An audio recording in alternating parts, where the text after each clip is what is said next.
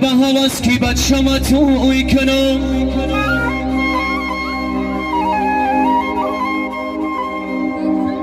مادر به هواس کی بچم توی کنم ایمانم بری تاخ مثل گل بوی کنم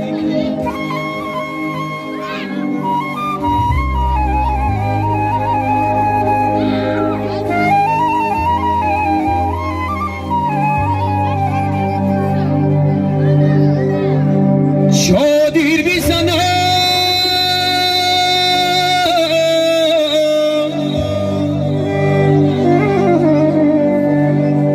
شادیر بیزنم گل گل کاریش کنم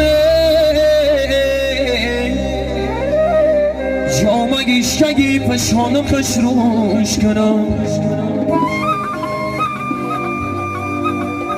مرحبا شما بچه‌های طالبان آماده باشید و بزمی سرتاراشون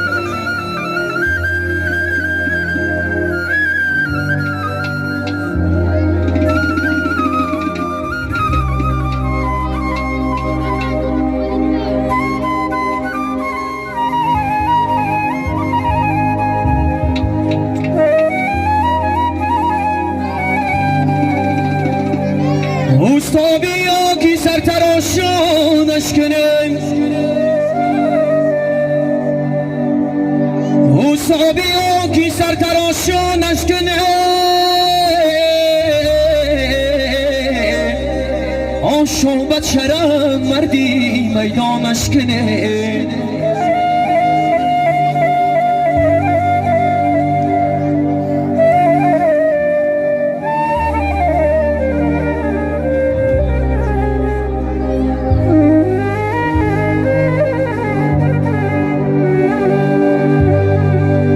خوردن و خوابی بغلی اون شب است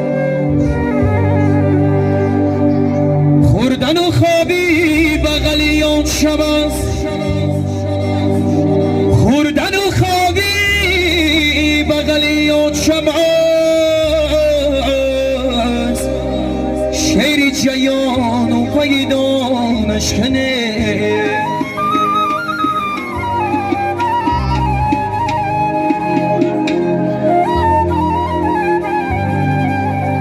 شیری جیان و پایدان نشکنم